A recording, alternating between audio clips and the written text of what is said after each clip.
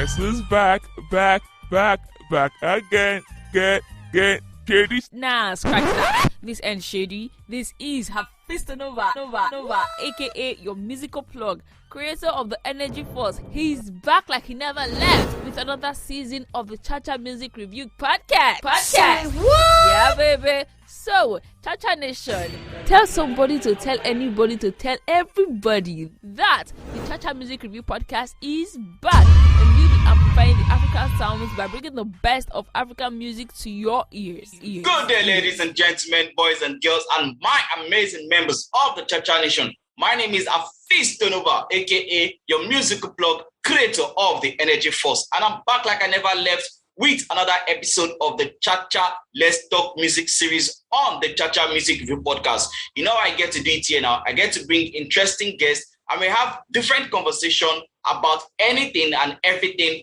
that is music related. And without wasting much of your time, let me allow my guest for today to introduce himself. Hi guys, my name is David Niran. I'm an artist manager and A&R. Thank you for having me, Hafeestonova. I'm proud to be here, and let's have fun today.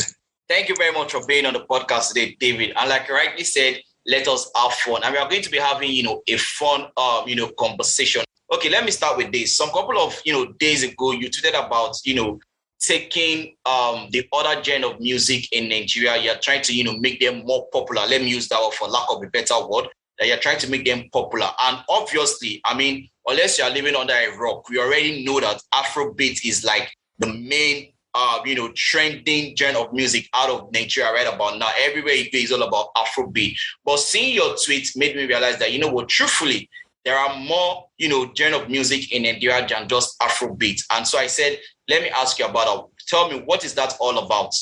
I put out a series of tweets about redefining the Nigerian music industry in order to allow these other genres, I call them unpopular genres, for trying to make the industry more inclusive, to even be the best artist that's coming from the country, where anybody can decide to choose any genre and be the best artist in the country. Given the popularity of Afrobeat, would you subscribe to the notion or to the school of thought that says Afrobeat is killing other genre of music in Nigeria? Well, to be fair, I wouldn't. Afrobeat has been great. It has done a lot for the country.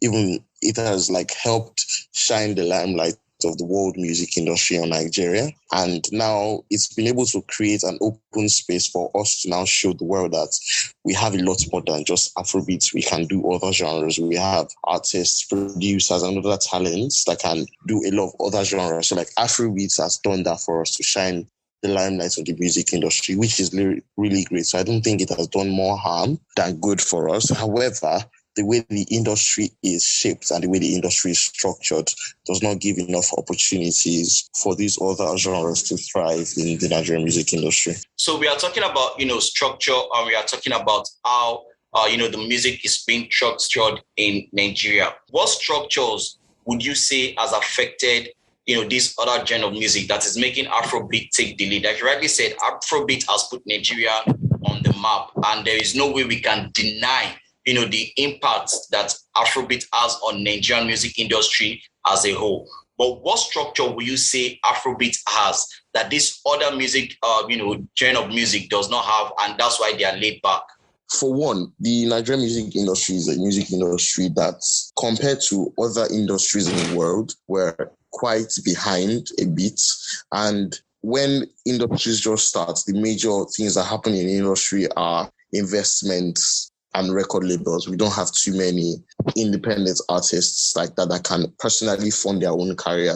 We have people who either fund them independently when they invest, and they're independent artists or record labels. And then when we see these record labels, if we take any of the top record labels in the country, I would not mention their names, but if we look at any of these top record labels and look at how many Afrobeat artists are in these labels, you see them, and then you ask yourself, look at any other genre, look at hip-hop, alternative, and these other genres, bar Chocolate City, which one could say is quite an inclusive record label because it's more hip-hop dominated.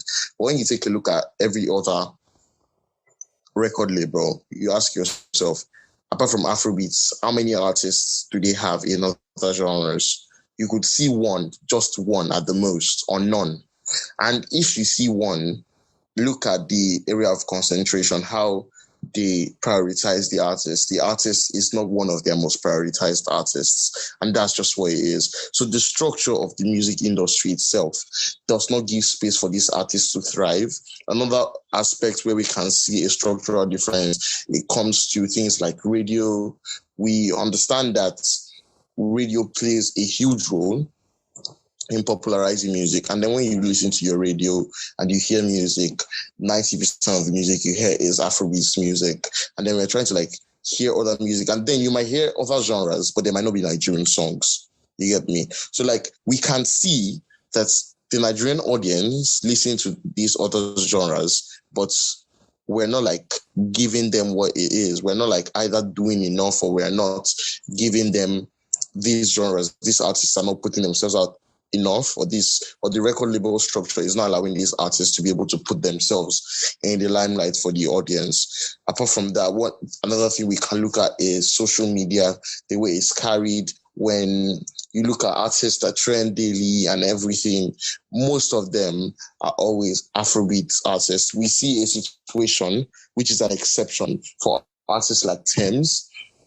And I'm really happy with what happened with her, where I remember there was a time when someone posted a screenshot of a conversation where he told a new record label that was trying to come into the country to sign Thames, and the owner of the record label was saying she doesn't do Afrobeats like that, so he's not really like considering her. That would rather consider an Afrobeats artist. But look at her now. In terms of in the international market, she's one of the biggest artists in Nigeria right now. So like, that's just where it is. We have the listeners who want to listen to it, but certain structures, certain people are not making it easy for these artists in this genre. You spoke about, the structure, and, while you were giving us some of those few points, you mentioned, record labels and how many artists and they have, and you rightly said you were not going to mention names and all of that. But we being, a music fan, because there's always this argument that we have about, is what the audience want to listen to that the artist must give us, and there's always this conversation like, okay, just say, for example, now, you cannot do pop music more than Michael Jackson. You cannot do hip hop more than, let's say, Lil Wayne or Eminem. You cannot do even, should I say, R&B more than the likes of Celine Dion and all of that. So why would you, as a Nigerian artist, want to do this genre of music and you expect us to enjoy it because you cannot do it more than that? Do you feel like we, the audience, we, the music fan, you've spoken about, whatever structure that is on ground from the record label point of view, from the investor point of view, what about we, the music fan? Do we have like a role to play in accepting these artists, or we don't have any fault at all? We as music listeners have a role to play in terms of supporting these artists. However, if you look at it, most of these artists are not putting themselves out there, The ones that are getting the little support that they can, and would literally want more of that. Because if you talk about you can't do this more than this person, you can't do this more than this person. Let's take Essence as an example. Essence is an R&B song, and Essence has gone platinum in the United States. That's a song by 2 Nigerian artists. Take that, for example, a Nigerian song out of nowhere goes platinum in the United States, basically the biggest music industry in the world. We were able to do that. So anybody that is having the feeling or the idea or the school of thought that you can't do this more than this person, it's just, I would just say rather just dead that thought, because we can and we will do it. I've met and worked with artists who I can compare with certain mainstream US artists, like given the proper structure and given the proper facilities and trainings, they can be where certain US artists are. They exist in the Nigerian music industry. They are here, they are working, and they're trying to get their name out there. So once we're able to like give them the opportunities that they need, we're able to like put them on everything, we would see. Essence is just the first one. Peru just went gold, which is really great. Peru is a pop song, to be fair, and we could say it's more of an Afro pop song, so it can be under Afrobeats. But we still see more songs that will come, even in these other genres, that will begin to dominate industries in the world. I like the point you've rightly made, talking about, essence and using essence, as a benchmark for, the song and what Nigerian artists can, do technically. So now we've spoken about all of this, all these external factors that has been affecting other genre of music in Nigeria from growing. And like I rightly said, your tweet was what led to this, conversation. So let us, go into your tweet proper, and let me ask you this. How do you intend to help, promote, the other genre of music in Nigeria? Like I rightly tweeted, I said we plan on doing it this year, and we are doing it this year. We plan to host an artist development camp later this year, which would include artists where we bring the best artists in the country from different genres, train them. They undergo a 2-week intensive training where we prepare them for what is to come, what we plan to do with them. And even after the training, we keep working with their team on the long term. In terms of their team, I mean they and their management. For those who do not have management, when we meet them, we would assume the role of management if they would have us. That's what we plan on doing. Personally, for me, I've been able to work with certain artists in an A&R role or a consulting role where I just consult for them, give them advice. A&R for them, work with them in the studio, try and develop them one way or the other that I can. But with my company, Reading Management, we want to take the whole thing formal and do it properly, where we bring these artists together, have a camp, speak to them, bring some of the best music business professionals in the country, some of the best artists in these other genres in the country, and we can train them for those 2 weeks and be able to change the way they see things, change their mentality, change the way they want to achieve stuff. So that's what we are trying to do for the next 2 weeks when we decide to host the development camp. It's going to be the next quarter of this year. That's when we plan to do that. But let's assume that, I'm a music artist and I got to listen to this podcast after the camping has been done. But I still need your help. I still want you, I want to do jazz music. I want to do soul music. And I need your help to navigate through. What exactly will you be able to do for me? I mean, the campaign is done. So are you still going to, just probably do it like a special training for me for 2 weeks? Or are you going to, connect me to investors? Or are you going to link me up with a record label? What exactly will you be able to do for me? Okay, what we've been able to do and what we're currently doing is connect ourselves to some of the top record labels in the country, with some of the very educated investors in the Nigerian music industry, and develop a relationship with them. So once we're able to work with these artists or meet these artists, we're able to give you a training at the camp and then try to get you either a record label or an investment that works for you.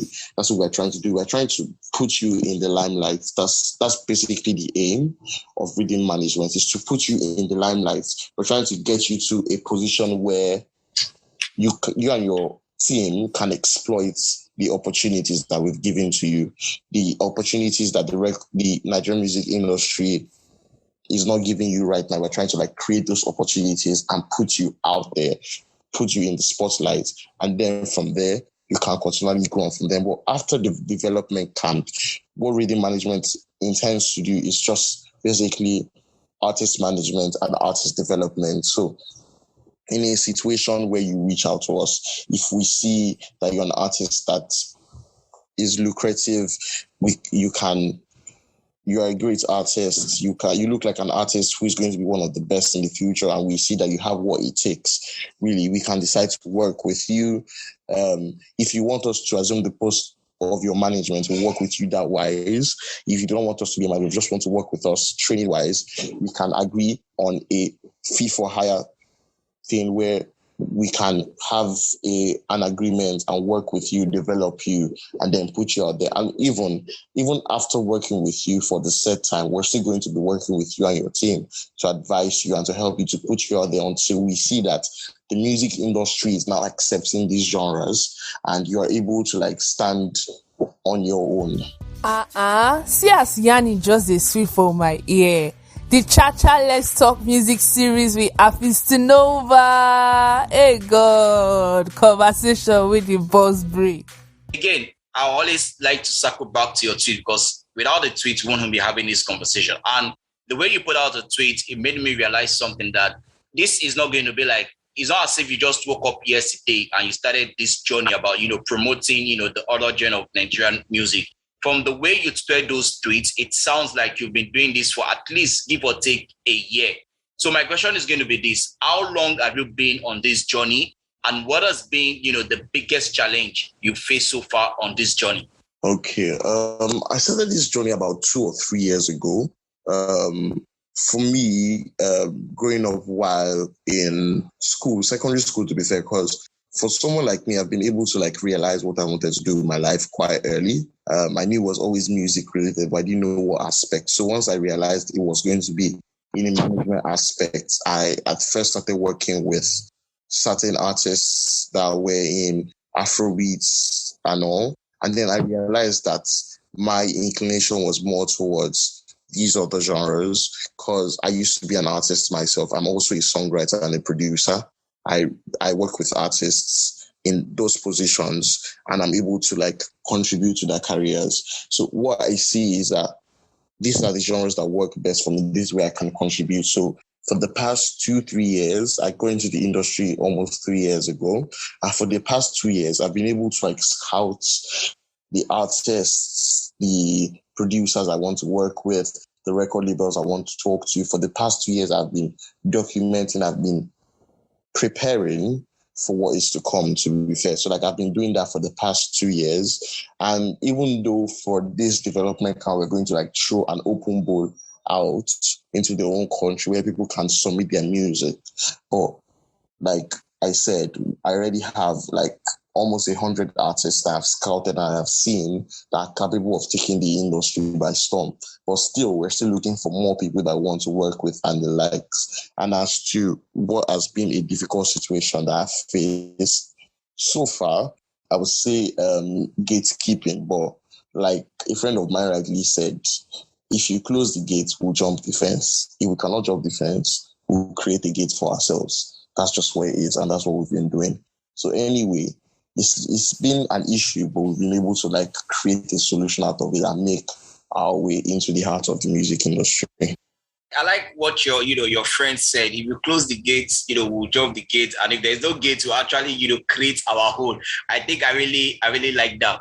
All right, so you've spoken about everything that I feel like we should talk about: the structure, the finances, how you are going to organize a camp and train upcoming artists. And so if you're an upcoming artist and you are listening to me right about now, I'm definitely sure when the campaign is open, it is something that I'm going to bring to your notice so you can get to be part of it.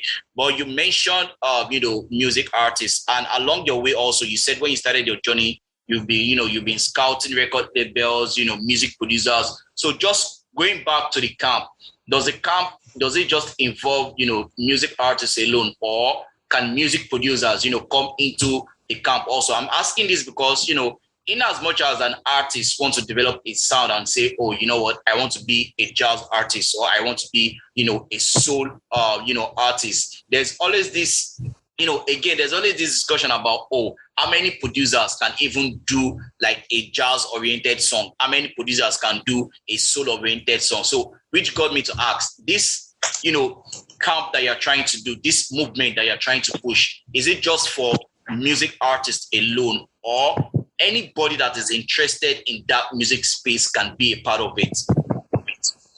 All right, thank you. We also plan to include producers as well, not as many producers as artists, though. But we plan to include producers, and A&R have been able to realize that certain producers work best with certain genres. I know at least 5 to 10 producers that can do soul music, alternative music, R&B, that's their major genre. They can also work in other genres, but that's their major genres. Hip hop and the likes. I've met those kind of producers, and we plan to work with them also and give them a platform for them to also be able to start their career and move on from there. So we plan to also work with producers, yes. That was very good to know. I like the fact that you're also trying to include producers in this, and it's very, very good. So before I allow you go, David, I just want to ask: has there been, or is there any particular I want to say pardon me for using this word, but it's just for the lack of better word. Like, is there any artist or that you are currently working with, like you can say, let me say you're trying to experiment with, that we should be looking forward to, like, oh, so when we see or when we hear about this as like, oh yes, it was David or David's company that actually worked on this artist. Is there anybody like that at the moment? Actually, there are, but I do not want to say their names because we're still in the works and everything. And when we decide to launch them out and everything, you would actually see them. There are at least 4 artists in different genres that I'm currently working with.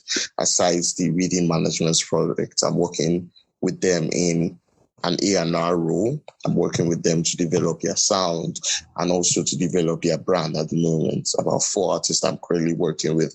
I can assure you that they are some of the greatest artists you come across. Okay, I would mention a couple. I would mention Nova. You can check out his IG. Nova, that's his handle. He's a trap artist. He's doing pretty well. We've been even receiving some accolades from certain artists in the US so far, from his freestyles that's been putting out, and we've been working on some stuff so far.